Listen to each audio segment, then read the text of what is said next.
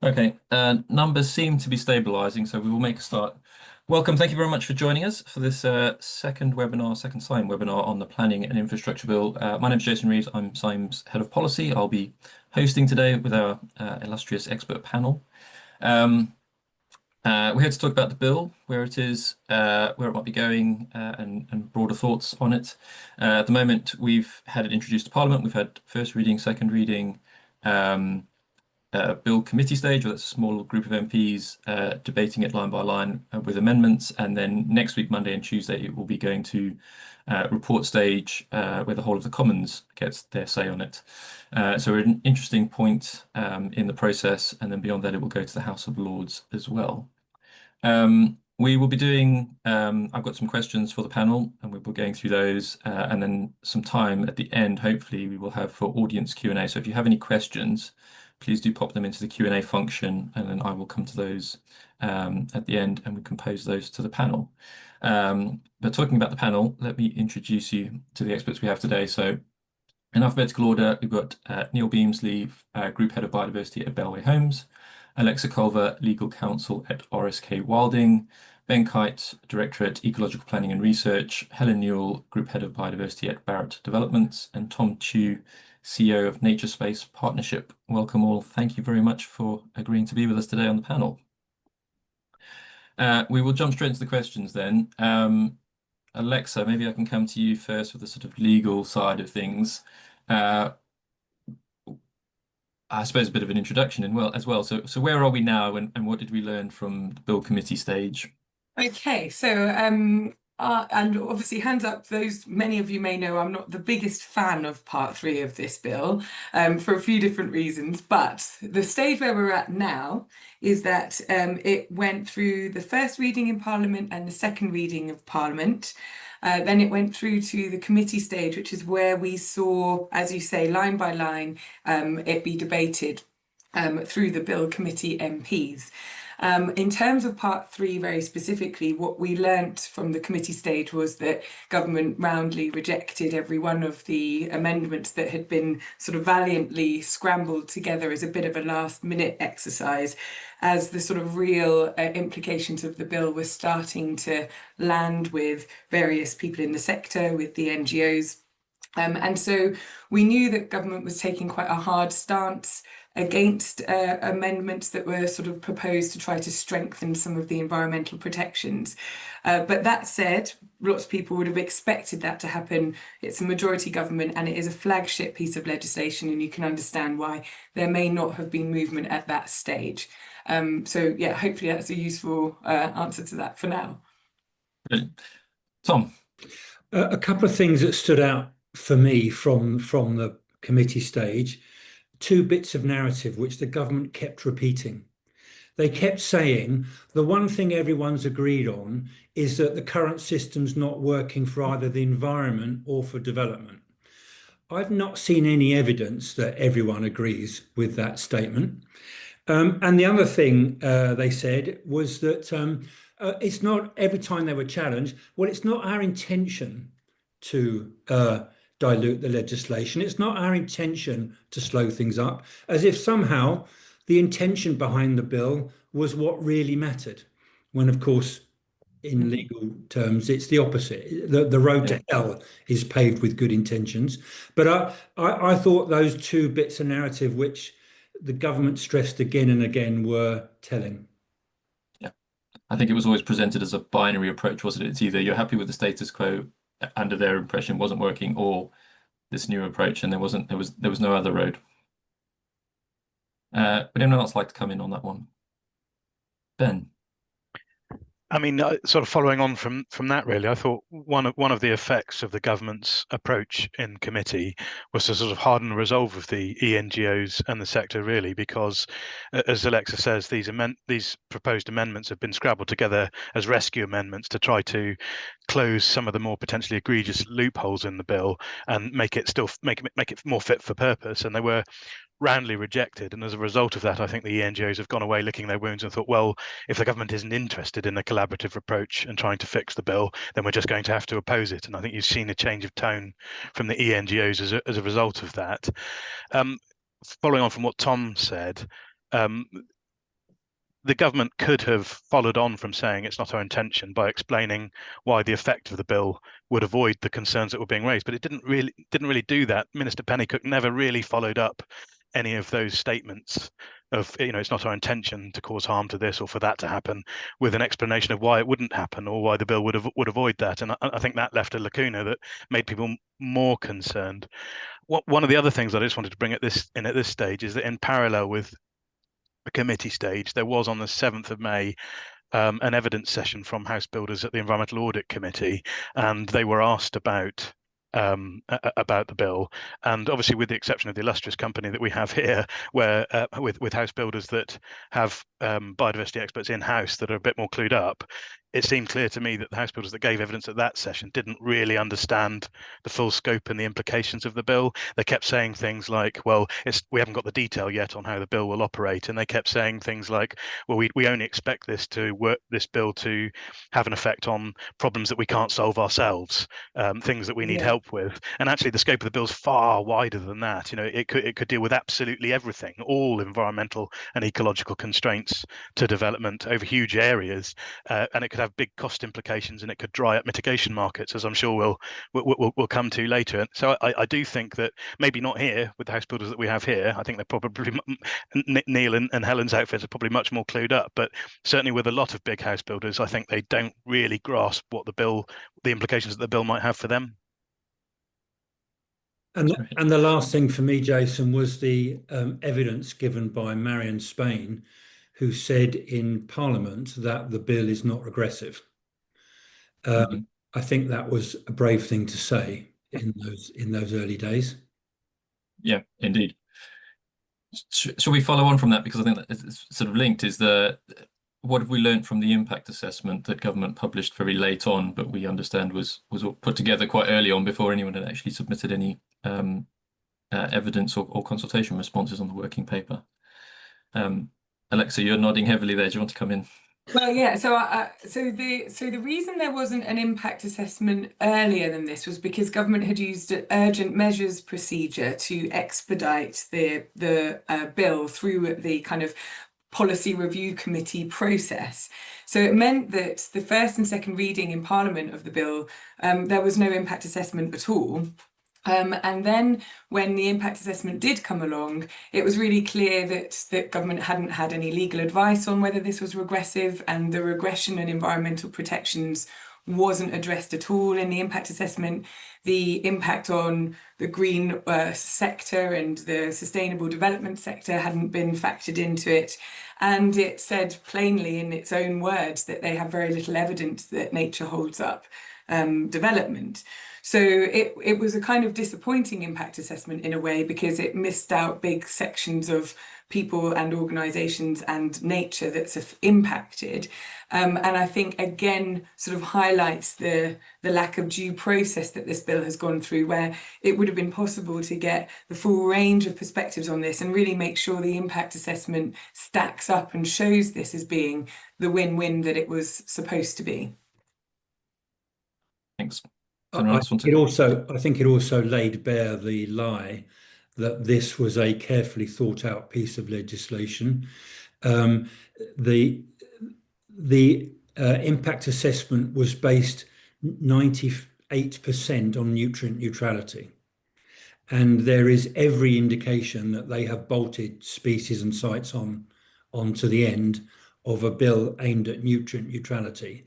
And as we may come on to later in discussing the details, I think that conflation of diffuse impacts and site-specific impacts is a serious logical flaw in the bill. But the impact assessment just lays it bare. There's nothing on sites or species. Ben?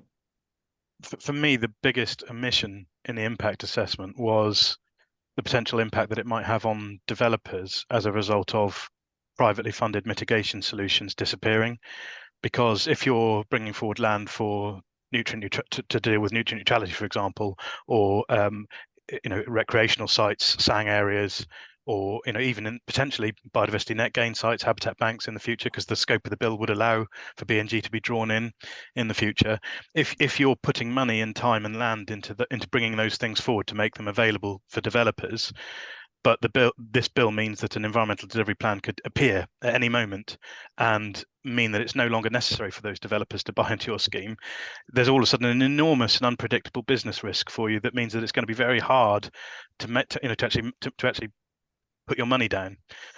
So I'm worried that certainly in the short term, whilst people wait to see how the EDP powers are going to be used, people aren't going to be bringing these mitigation measures forward to make them available for developers because they just won't know whether or not it's money well spent. And for that not even to feature in the impact assessment, I think it's really unforgivable because it's obvious. I mean, I think it's given how much weight's been given to private investment in nature recovery as well, that seems, yeah, a big omission. I'm sure we will come back to that though. Some legal opinions have been given on the bill and the OEP's report, and I know, Alexa, you're the legal expert here, but Tom, you've been heavily involved in that, so I'm going to come to you first because you've commissioned some legal advice. Yes, we commissioned advice from one of the very best KCs in the business, one of the very best environmental lawyers, David Elvin. And it's a long and complicated judgment, but the long and short is that the bill's regressive. It is definitively regressive. It does reduce protection. To quote David, it is significantly laxer. Quite strong words from a KC. Again, just to quote two sentences, it allows the issues of mitigation, compensation, and improvement to be fudged in the overall improvement test. It wholly depends on the individual decision made by Natural England and the adequacy of resourcing provided to them. And it's not even clear that the production of an EDP will speed development. There's a whole load more of technical stuff, but that's a very strong condemnation of the intentions of the legislation in terms of what it says. Just quickly to run through a few other points, and I know this we don't want to get into the weeds, Jason, but as I say, it conflates diffuse impacts with specific impacts, which is very dangerous. It potentially removes all site-specific assessments of impact and therefore precludes the operation of the mitigation hierarchy, the precautionary principle, and the polluter pays principles, none of which can operate without a specific assessment. And it replaces all of those things with a likely outweighing test, which is essentially a balancing function. On balance, is that going to be better than that? That drives a coach and horses through the environmental legislation. For us, people may know that we operate district licensing for newts. It replaces the 3 mandatory licensing tests within which we deliver district licensing, which is imperative reasons of overriding public interest, needs, and benefiting favourable conservation status. It replaces all those with a discretionary EDP test. It introduces, for me, I'd be terrified if I was still working at Natural England. It introduces this taskmaster and paymaster issue. Natural England are going to end up potentially working as a delivery body for the Department of Housing, with their funding potentially set by house builders. Now, in an ideal world, that could be great, but we know how easy it is to underestimate the cost of nature recovery schemes, large-scale, long-term landscape recovery schemes. I think that's a real big issue, and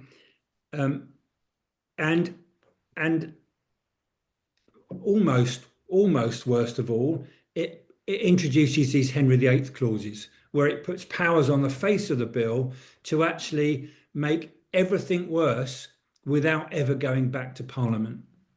So I think there are a number of very significant legal principles. Ending on a good note, what the committee stage showed us was the OEP standing up, being a truly independent environmental watchdog and coming out with a measured but forceful response. So for me, chapeau to the OEP. Yeah. I think we're all pleased to see how robust they've been. Alexa, do you want to come in there? Yeah, and I agree with all of that. And I think it was obviously a shame that government didn't get the OEP advice much earlier, like before the bill was drafted or when it was still in draft form, and not after it had been through Parliament twice, presented as a win-win for nature and the economy. And yes, I think also in the committee stage, it was clear that government were having to recognise there is this OEP report, but we've only had it for 7 working days, I think was the lament, which was obviously just because they hadn't sought it earlier. So yeah, hats off to the OEP, and I think, you know, we all should feel confident in you know, calling out to them to help when stuff like this comes along, and help to bring some clarity and help to shine a light on things that have a spin to them as being a win-win when that may not be entirely true. Thanks. Does anyone else want to come in there? I suppose the only other point that I'd mention is that the 3 legal opinions that I've seen were all of the same mind, that the bill was a regression, mainly in the respects that Tom's gone through. But that obviously leaves Secretary of State Angela Rayner's statement on the front of the bill in some difficulty, because the first statement which is required under the Environment Act says that this bill is not a regression of any existing environmental law, and I think that actually forms the basis of why Justice's threatened legal action, is that statement's now untenable unless they can offer a legal opinion to explain how it's not, which they haven't. Well, I haven't seen one yet. I haven't seen any legal opinion that says it's, you know, that statement can be justified in any way. So I think the government is going to have to do something about that at some point, really, because it sticks out like a sore thumb, and it just isn't supported by any evidence. And I think the one thing I would add here as well is, you know, government is allowed to bring forward laws that weaken our environmental protections. The whole point of the ministerial statement is that there's transparency around that, so that MPs and the public and the NGOs all know what they're supporting or not supporting. So it's a transparency thing. And, you know, if we are deciding as a country that we do want to weaken our environmental laws in exchange for cash, then it just needs to be openly the case and not misdescribed as being a win-win. So yeah, that ministerial statement on the preamble to the bill is a legal requirement, so that we have transparency when we choose to regress, if we choose to regress. And that's where, to my mind, this calls into question the legitimacy of the process of Part 3 of the bill so far, because it has been presented with a false ministerial statement. And I think that undermines the passage through Parliament, where it has been misdescribed as something that it isn't. So yeah, I think that ministerial statement is all about transparency, and that's been sort of denied, I suppose, to the MPs that were making these decisions as this was first going through Parliament. Yes, I agree, Jason. And what I worry about now is that given, and we've only really scraped the surface of the legal and logical flaws in the bill, but given those issues in terms of principle and substance and process, I'd be very sceptical that some kind of rescue amendment that perhaps beefs up the outweighing test. I'd be really surprised if something post hoc could suddenly make the bill non-regressive. I think there are deep flaws in it. Now, that's not to say we all shouldn't be working to try and improve the bill, and I know, well, I think the NGOs are doing that. But I hope we don't suddenly get an announcement that everything's fine just because there's some extra words gone into that outweighing test. I think the issues run much deeper than that. Yeah. I mean, there are amendments already being tabled for next Monday, Tuesday's debate, but nothing that I would say is going to be groundbreaking, certainly from a government point of view. The NGOs seem to have taken the stance of we need to get rid of Part 3, or at least pause Part 3 for a reconsideration. But let's come back to that on some solutions. Alexa, can I come back to you on sort of still the legal point? We've had this leaked, but I've not seen it officially published anywhere, EU report on possible breach of the trade and cooperation agreement and the potential implications for trade and how the EU's upset about this, and potential European conventions as well. What's your take on that? Yeah, so obviously protecting the environment for the sake of the environment is really important, and I am all for that. But also, it's really interesting when it comes to things like our trade and cooperation agreement with Europe.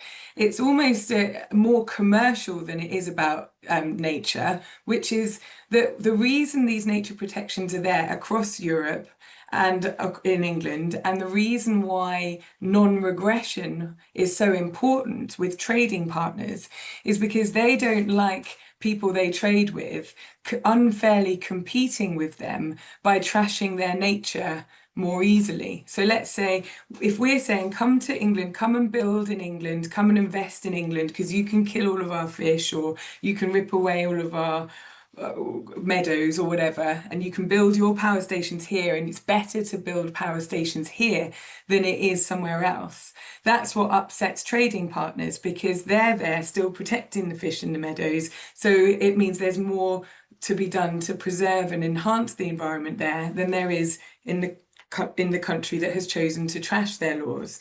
So it's important for trading partners to believe that parties are holding their side of the bargain, so that there is a level playing field that facilitates better, more lucrative deals that are on a sort of even and fairer basis.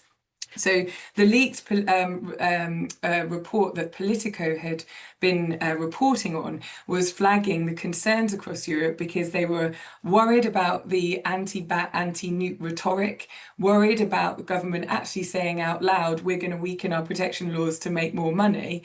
And they were like, well, we're not totally sure we like this. If we're going to have really good trading deals between us that are lucrative for us both, we need to keep a level playing field.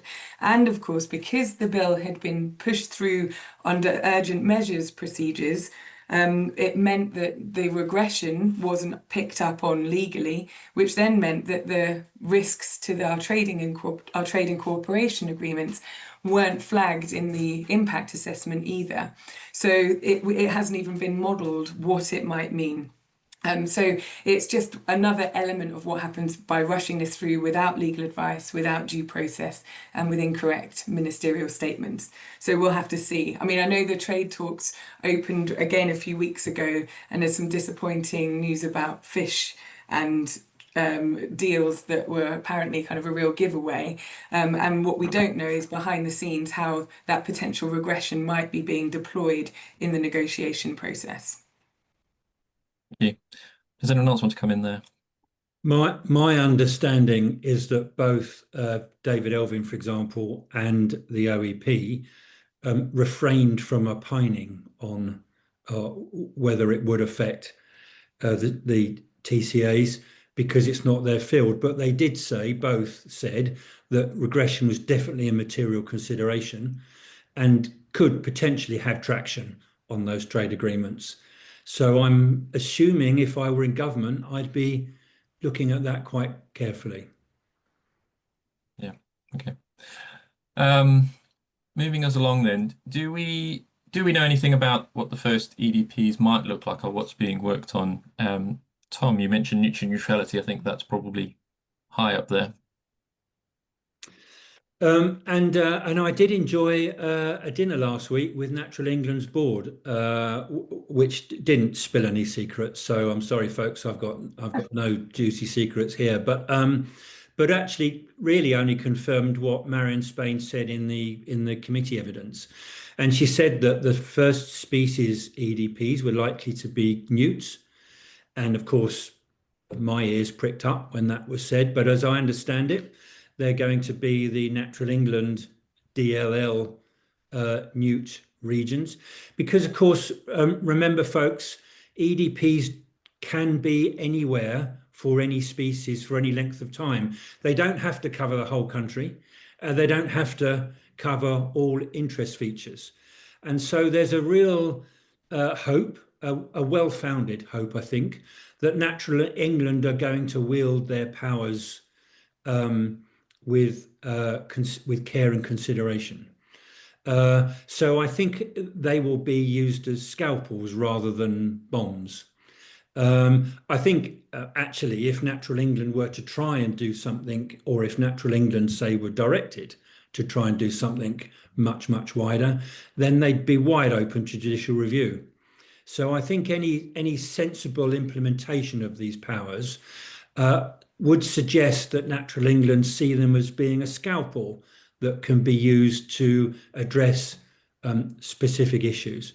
And I'll just interrupt you very quickly there, Tom, just to say, don't forget, once the bill is passed, judicial review avenues are drastically limited, and the scope for bringing a judicial review is virtually non-existent because the bill is so widely drafted that no one would be acting outside of their powers to create any EDP over anything, over any area of land.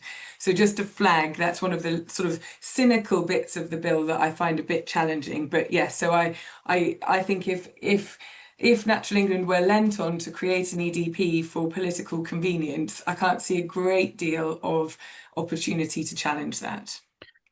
I think this is part of the sad thing, really, is that it was perfectly possible to draft an EDP that could only be used as a scalpel with certain tests and safeguards built into it to solve problems for developers. That was perfectly possible, but because they've overreached and designed a bill that enables them to do almost anything, that's what's motivated the sector and all the NGOs to become adversarial, because although Natural England will hopefully try to use it as a scalpel, because we know that they can be lent on to use it as a bomb, everybody's worried about it and is trying to do something to tackle it and to stop it.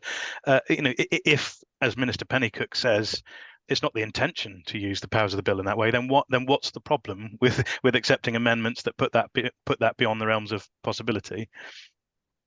Yeah, and I think also because of the conflict of interest that the bill has designed into itself, Natural England creates the EDPs, oversees the EDPs, delivers the EDPs or procures the delivery of them, and can fund itself through the levy income. So it becomes this really sort of conflicted and messy situation where they can become financially reliant on the destruction of the very nature they're there to protect. And that's just bad law design. And extraordinary for anyone to have designed it that way. And we have this weak and impoverished Natural England, if their funding isn't kept as it should be, that is then needing to rely on levy income to fund some or much of its operations relating to conservation. So it could be easily weaponized, but it could also be a beautifully discreet and subtle tool to help unblock some of the bigger challenges of development, but it's not designed that way, and it's designed to actively be easily abused and easily distorted in terms of priorities and conflicts. Yeah, I agree. Just because I'm paranoid doesn't mean not everyone's out to get me, kind of thing. But remember, there's some really good, clever, smart, experienced people within Natural England. They are not blind to these issues. The trouble is, when I was there 15 years ago, when I was chief scientist, English Nature was a fiercely independent, non-departmental public body in control of its own budget. And the truth of the matter is that Natural England now is an executive agency of government. And that's a very different political context in which Natural England are forced to operate. But don't beat up on Natural England all the time. Totally. It's just mad to design it that way, you know? That's the main thing. But yeah, agree. We're certainly very careful not to come across as battering Natural England. We definitely want a strong, independent, full of experts, Natural England, that's for sure. And a well-funded one. Yes, they should get all the money to keep doing their brilliant work. Absolutely, yes. I thought one of the most honest opinion pieces recently was by Richard Broadbent in the Solicitor's Journal. Richard, as people may know, is a former General Counsel for Natural England. He knows of what he speaks. He describes the bill as being essentially a performative piece of legislation, which is there really for two reasons. One, just to demonstrate that the government's doing something. It doesn't really care what it is. It's just demonstrating that it's doing something. And second is to provide an alternative funding stream for Natural England. it is such a missed opportunity, isn't it? Because there is a real potential role for creating a new mechanism to collectively fund mitigation for developers to help them unblock strategic challenges. Everybody, I think most people that I've spoken to say that there's an obvious need for something like that, and this could have been that, and it's just not. That's a good point to bring in Nyul and Helen there. From that developer perspective, how are you seeing the planning infrastructure bill might change the way that you work or the way you work with ecologists, or how you're planning to potentially change the way you do things?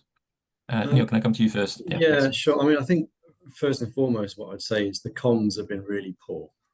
And I do take the points that have been made that this potentially could be a really good solution, particularly for things like Nutri Neutrality, which has been a genuine blocker for so long. This is a really good opportunity to deliver that at the strategic level, which is probably what a catchment scale impact really needs. So from our perspective, you can see the benefits, and we see the benefits of just being able to pay a lump sum into a pot and then have reassurance that that's going to be dealt with. I think because of the potential that the bill has beyond that, most of these conversations are because of that unknown. And what we really need as developers is just clarity, particularly around costs, because ultimately we're a commercial developer. I speak for Bellway here, but our reason for being is to sell houses, and therefore cost is a big part of this. But until we get a little bit more clarity about how they genuinely intend to use this power, potentially, it's very difficult for us to have an objective view. I think in terms of how we use consultants, particularly, I don't really see it changing, because I don't see a situation where EDPs will cover the whole of England. We're still going to be situation normal for the majority of sites, and even those areas that are covered by EDPs, they won't necessarily be able to cover all species, in which case we've still got to deal with those on our sites before we can put a spade in the ground. So there is going to be an absolute need for consultants from our perspective going forwards. It may even free up some time, because all our consultants are at the wall at the moment in terms of their capacity. If there's more capacity in the industry, that's a good thing for everyone. So it's just very, very difficult to form any firm conclusions at this stage. Thank you, Yeah, Nyul. yeah, and I think, there's not really a huge amount more I can add to that. As Ben mentioned, we haven't got the evidence to demonstrate how this is really going to impact developers. And you've got to remember, developers come in all shapes and sizes. So how it might affect the larger developer may be different from how it might positively impact an SME developer. So you've got to think about it from all of those different aspects. Clarity is real, and understanding what is the detail behind this is actually lacking. So it's really hard for us to understand how we're going to prepare for it, or where we're going to prepare for it. That sort of information is really needed. The other thing I think we just need to remember here as well is the potential impact it will have on developers from a customer and a local community perspective. I think anything that undermines confidence in our customers or the local community in what's being delivered from new housing in their area, if that has a detrimental impact or negative impact, then that's going to affect all developers. So it's again, I think that's as much as we really know at the moment until we get some more detail. Helen, is that a sort of a more public reputational issue as well, rather than just the residents of any particular development? Definitely a public, PR issue for sure. There's a number of developers that are keen to do the most that they can because they recognize the benefits, the business case behind that, not just the environmental benefits, but obviously the perception and the needs of our customers as well. We've done a lot of work into what do our customers look for on a new development, and that is that link to nature, and that access to nature is seen as one of those key drivers around what people are looking for in a new development. So that could if things carry on as they are, it could undermine that. I think I'll just add to that most developers, again, I can't speak for everyone, but most developers are happy to do their bit. And I think there's a broad recognition across the sector that we do have an impact, and it's right that we do address that impact. But there's a wider discussion point there about whether developers should be the sole funding for these things, because there's a much bigger picture, there's a much bigger discussion, particularly around farming and the effect that has on ecology and biodiversity. It's not just about development, it's not just for developers to fix biodiversity either. Yeah, definitely. Ben, I think you want, yeah. Yeah, I mean, it's just one of the, picking up on Helen's thoughts, really, is one of the things that worries me about how this might affect my clients in the future on the reputation and the cost front. Working, most of my work is for developers. On the reputation front, if an EDP covers, species or a habitat that they're going to impact, in theory they pay their money into the EDP, but the safeguards that are written into the bill are so weak that it doesn't really force effective measures to be taken quickly and for that money to be spent effectively, but by Natural England. So you then in a situation where your client's left in a situation where they're saying, well, yeah, we're sorry that this destruction's happened. We've paid money, we've paid our money, and we can't actually point to anything positive that's happening. We don't know when Natural England's going to deliver it or how effective it's going to be. Sorry about that. And I worry about having to help my clients navigate that future situation, because most of my clients have worked incredibly hard over the last sort of decade to 2 decades to improve the reputation of developers, to do more, to go further, to make sure that they're being responsible with the way in which they build. And so this is almost regressing on the hard work that they've done to get to that point. The other one is on cost, and that most of the concerns that have been raised are that the levy that can be put on developers won't be high enough to make their developments unviable. And obviously the concern from conservationist perspective is that, well, what if that's not enough to fund the measures that are needed? But the flip side of that concern is that, in theory, enables Natural England to charge anything they like up to the point at which they sink the developer's scheme.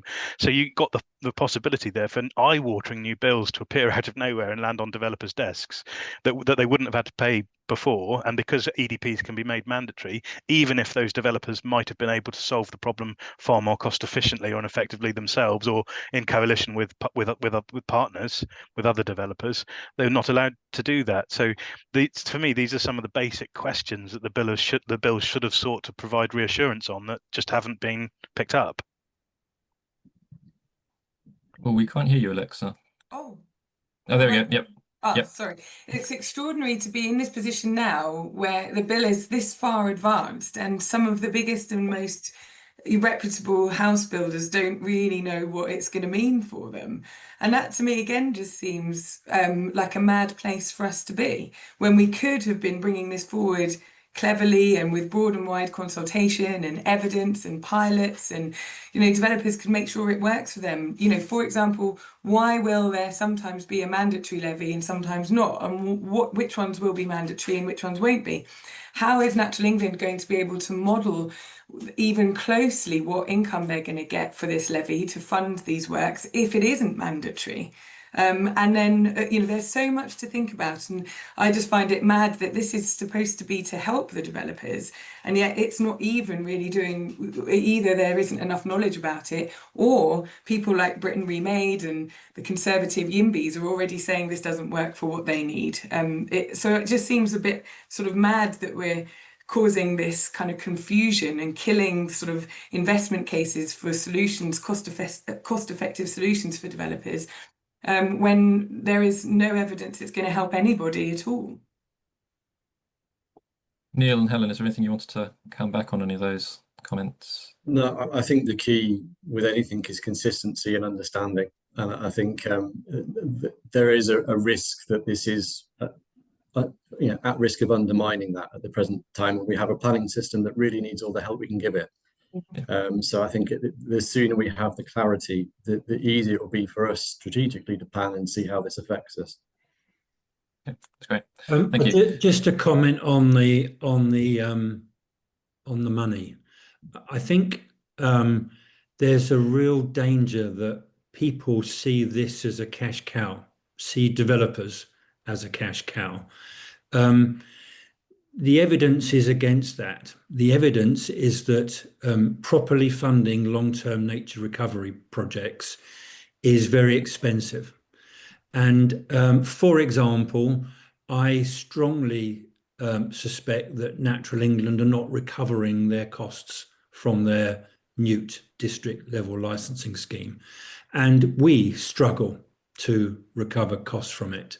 We are constantly fighting against charging developers what would be ridiculous amounts and would make the development uneconomic, even with the best will in the world. And I completely agree with Nyul that the vast majority of developers these days are very happy to accept that they have environmental obligations and are happy to discharge them in whatever way is most effective.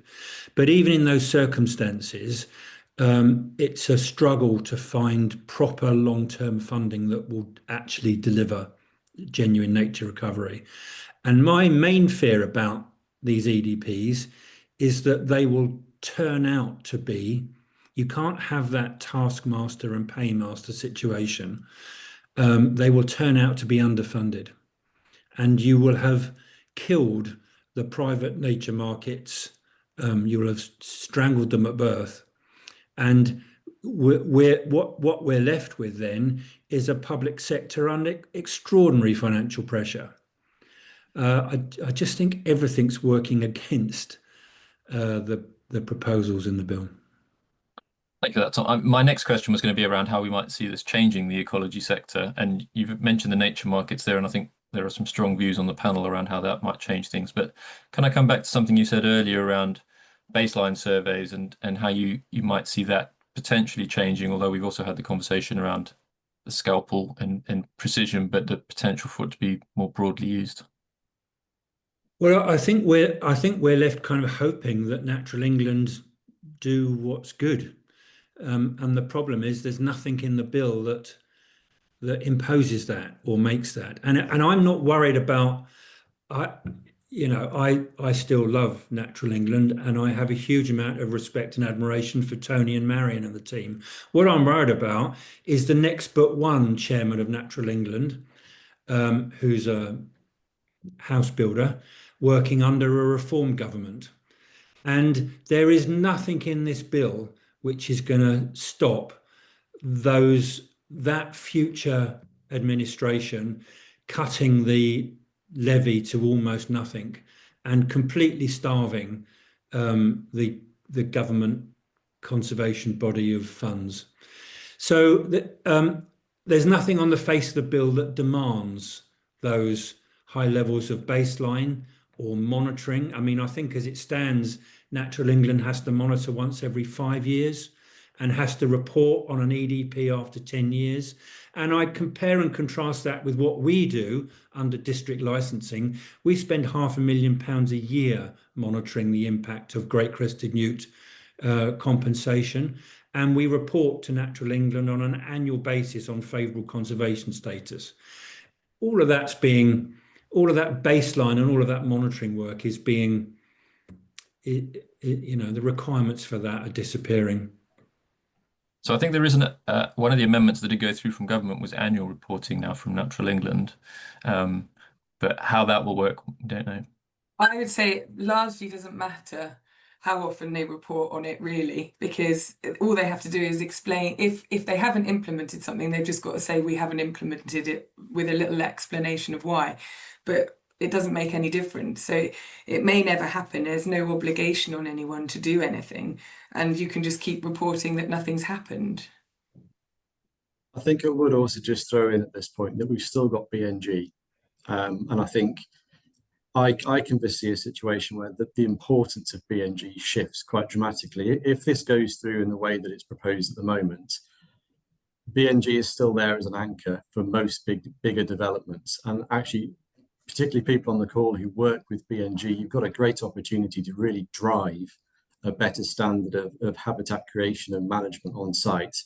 And that in itself is not going to replace the potential that could come with this bill, but it's a great opportunity to win hearts and minds with customers, to really demonstrate what's possible, and also to work collaboratively.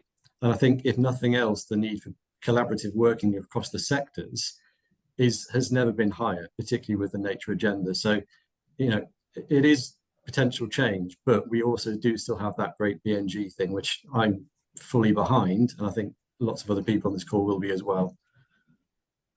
Yeah, that's great. Does anyone else want to come in there? No.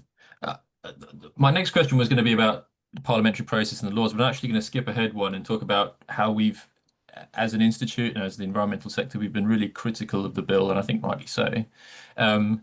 But how we need to probably make a step change into the solutions focus. And Nyul, you mentioned that sort of collaborative working. And so my question to the panel is, and you may not have a definitive answer to this, but if government turned around and says to us, okay, fine, if we were to recognize that the bill isn't working and potentially is regressive, what do we do about it? What are the solutions? What do we take, or what's our plan to take to government? So in a magical dream world, I would love it if we pulled Part 3 and the associated schedules out of the bill, and we got a proper impact assessment ready that actually showed the evidence about how we could really unblock development safely and proactively and in a way that's magnificent for nature and brilliant for the economy. And I'd love to see broad and wide consultation so that everybody affected by this gets to bring their brilliant ideas to the table, their lived experience to the table. And then we have a chance to really shape a bill or shape what is needed to make our environmental protections do what they need to do without causing the frustrations that they clearly have been and are causing to developers. And that would be my absolute perfect ideal. And I would add to that the experience from district licensing, where actually there was a pilot scheme for 2 years in 1 or 2 local authorities, well, in fact, 6 local authorities, and it engaged and involved the local authorities, so that you actually integrated species conservation and species licensing into the planning system, because that's what helps the developers the most, cutting out the delays of the planning system. Now, district licensing was a hugely controversial idea at the time. Some people still find it controversial, but that was dealt with by piloting a scheme and trying to collect some evidence on how it could work. So I would add that with my magic wand to Alexa's wish. I would, if my wand wasn't quite so magic, I think a simple solution would be just take species out. I think Neil's right. I think nutrients, there is a very strong argument for trialing this idea for nutrients. I would actually let the NRF run for nutrients in a few places and see if that can produce a step change. There are definitely places where we need to try something differently, and then go and trial something else for species in a different place. Those would be my magic ones. Otherwise, you're into a whole bunch of sort of band-aid amendments that try and make it less worse than it is. Nyul. Yeah, I think what I'd say is the context for this is that the Labour government has an incredibly strong mandate to deliver 1.5 million extra homes. That is the starting point for any conversation and any solution finding. They've provided a solution that they think is going to work. Obviously, there's a differing opinion on this call, but any solutions that are taken forwards must integrate with that and must ultimately solve the issue. The issue and the logjam is the planning system. So anything that is brought forward as a solution can't just stand on its own. It's got to fully integrate with a way that we can make that planning process more transparent, more free-flowing, and basically quicker. That's the context that all of this should be taken against, I think. Brilliant, thank you. I did have another question about the Lords, but we're hoping the Lords will be more robust with this when it eventually gets to them. But let me jump into we've had a few Q&A coming in from the audience, so let me jump into those. The bill gives Natural England the power to make payments into the Nature Restoration Fund mandatory for certain developments and environmental impacts. This could result in scenarios where developers are required to pay into the fund, even when impacts could be more appropriately or cost-effectively avoided, mitigated, or compensated on-site or elsewhere.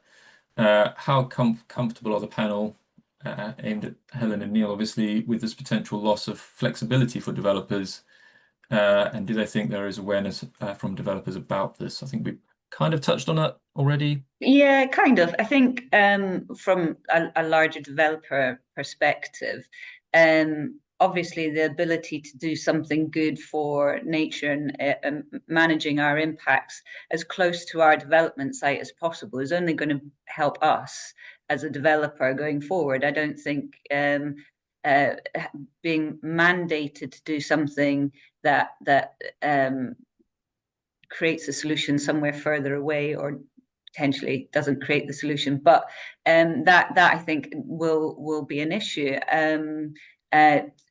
There are probably areas where it being mandated or having to pay into an NRF might help when it comes to things like regional issues. So things like nutrient neutrality, water neutrality, potentially recreational, those big issues which can be delivered on a regional scale would definitely benefit from that type of funding, I should think, and especially when it's linked to local nature recovery strategies and land use framework plans. All these really good strategic plans. Those are the sorts of issues that I see as being really benefiting this type of approach. Yeah, not much more to add to that. I 100% agree with what Helen said there. I think it has real potential, but it's got to be very carefully used, I think. I think the fundamental danger, Jason, is that we know from newts, and it won't be the same for all protected species, but we know from newts that only 1% of developments have a significant impact on newts. You should, natural justice says you should be identifying where those impacts are occurring and then trying to avoid, mitigate and compensate. You don't charge everyone for having an impact on newts, because very, very few developers have an impact. I just don't see natural justice working well in those levy-based systems. Levy-based systems are empirically tricky to make fair. Yeah. Okay. There's a question here around whether there's any update on whether the Nature Restoration Fund will be opt-in or mandatory. My understanding is it's still mandatory. Lex, you're nodding your head there. So the bill makes provision for both, and it's a mystery to me at the moment why one would be mandatory and one wouldn't. But the bill makes provision for both. I think, based on experience, HRA-related experience elsewhere, that the reason why they've left in an option for making it mandatory is where the strategic measures could only be funded by acquiring a certain amount of money.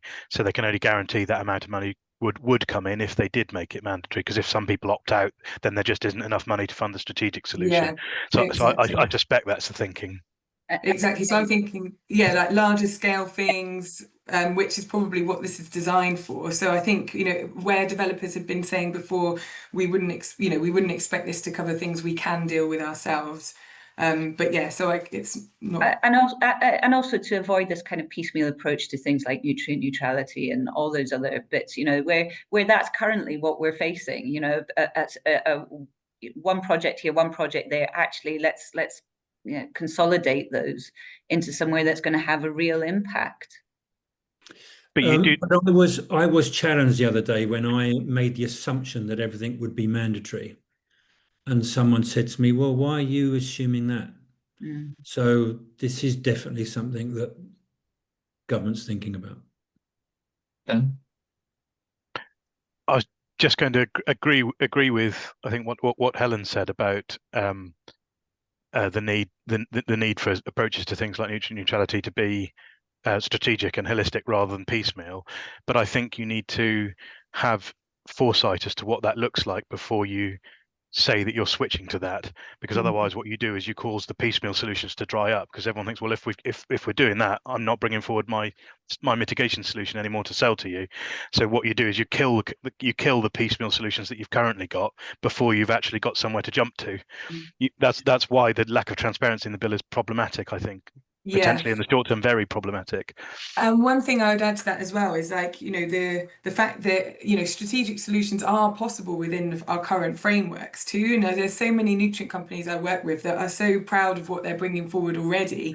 But yeah, there must be some places where it's still blocked, and it's something to help that seems like it's really needed. But yeah, this sledgehammer has kind of had a pretty significant impact more widely on investment into nature-based solutions for developers. I mean, I think a helpful narrative is a bit like the BNG backstop, a bit like the national credit system on BNG, which is you go looking for local solutions because they are preferred. But where no such solution exists, there will be a national backstop, which means that there are no circumstances in which development is actually blocked from proceeding. There must always be an option for developers, but national systems, national levies, national credits are the option of last resort. That's a perfectly sensible narrative. Really conscious of time, so I'm going to try and whiz through a few more questions. We've got one on how the EDP might align with the local level, local plans, local nature recovery strategies, and local authorities in the way that they work, sometimes at a slightly different individually. Yeah. So quickly on that, so there is going to be, I think, some inevitable tension if an EDP exists that expects certain things to not be measured, certain harms to nature to not be measured, and gains to be delivered somewhere elsewhere, not within that local planning authority. I can see tension there. I also see that the local nature recovery strategies are mentioned in the bill and say that EDP should take account of local nature recovery strategies. So there is an anticipation that they should try to align, but they don't obviously completely have to. And then one other added thing to say is that the impact assessment by government assumes that for all the local planning authorities in England to familiarise themselves with this new law, it will cost £10,000 in total across the whole country, not per LPA. So we've got a big question mark here about how local planning, how local policies will fit in with this, and whether local authorities will feel that they need to bring forward more and justified specific local policies to protect nature if they are concerned that an EDP is allowing the destruction of nature in their LPA area, but the compensation measures being delivered elsewhere, if at all. So that tension between the two is not directly addressed in the bill. So it's not clear whether EDPs should override local policy or not. So we'll soon see, I guess. But I think just to briefly don my happy and excited hat for a moment, we are on the verge in terms of our environmental data, our GIS capacity, our computing powers, to actually do some proper joined up spatial planning that steps down from a national land use framework, please, to regional EDPs, down to local LNRSs. Conceptually, for the first time in our lives, we could be looking at some proper joined up spatial planning. But there is tricky. I mean, sorry to jump in here, but there is a real opportunity here for us to join up the land use framework, local nature recovery strategies, local plans, ELMs, biodiversity, all of this could have just been, yeah. It would be paradigm shifting, because you'd be able to look at every piece of land and say, what is the potential for that piece of land to do the most good? And that might be housing, that might be flood attenuation, that might be biodiversity, it might be carbon sequestration, it might be food production. But if we can look at our country like that, and rather than try to make politically motivated decisions on what goes where, actually make decisions on genuinely what is that bit of land best for, it would be transformative. But it's not going to happen if getting to that end is constantly frustrated by this kind of rushed and irrational policy and lawmaking. And that is something that you need national leadership for. That can't be done, but there's hundreds, thousands of people excited about that agenda, but you need leadership from government or the agencies. I'm very conscious of time. We are at 1 o'clock. I'm going to give you each an opportunity to say your sort of a roundup comment, anything you'd like to say to end with. Ben, can I start with you? I mean, I just say, I suppose, as we're talking to a primarily CIEEM-based audience, is to keep speaking out on this and don't be forceful and constructive in your in the way that you speak out, because if we can get government to listen, MPs to listen, there is a chance actually that some good will come of this, and we'll end up in a situation where we revisit the bill in a new iteration that does what we need it to do for developers to unblock pointless log jams that have solutions, where we know, things like Nutri Neutrality, we know what the solutions are. We just need to come up with a net mechanism for delivering them, and we can edit out all of the potential harms to nature that are currently in there. But that's only going to happen if, I think, the people in power realise that we are being constructive, and that genuine win-win is possible. We're not trying to get in the way of things. We believe a win-win is possible. It's just that this isn't it. It's over there. Let's get it. Nyul. I think very simply, people need houses, but then people need nature, and the two should never be seen to be in conflict with one another. And I entirely echo what Ben was saying there. I think if you feel like you want to engage in this, I would absolutely urge you to do so. And I think any engagement has to be positive, it has to be solutions-based, it has to be concise, it has to be complementary, and it has to be commercial. And I think that's the real mindset that we need to adopt to find a way through this, which is more palatable to the audience on the call. Yeah, thank you. Helen. Yeah, really just to reiterate that point around collaboration, I think is going to be key moving forward between developers, NGOs, government. That's the only way we're going to find a solution to this, especially with local government and SME developers being part of that discussion as well. Tom. Yeah, despite what some politicians seem to think, environmentalists are not opposed to growth. We recognise the need for economic growth, but just go back to the Dasgupta report, which Treasury commissioned whenever it was, 5 years ago.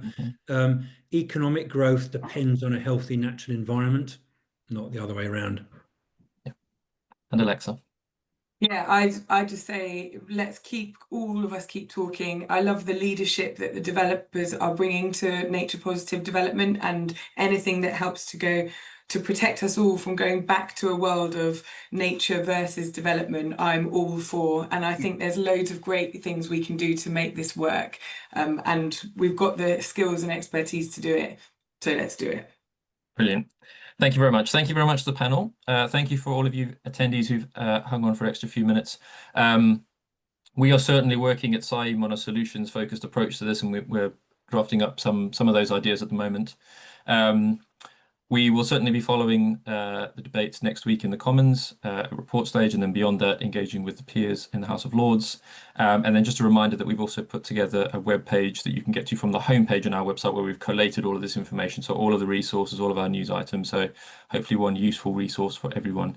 So thank you very much to all of you on the panel. Thank you to everyone who's attended, and enjoy the rest of your day.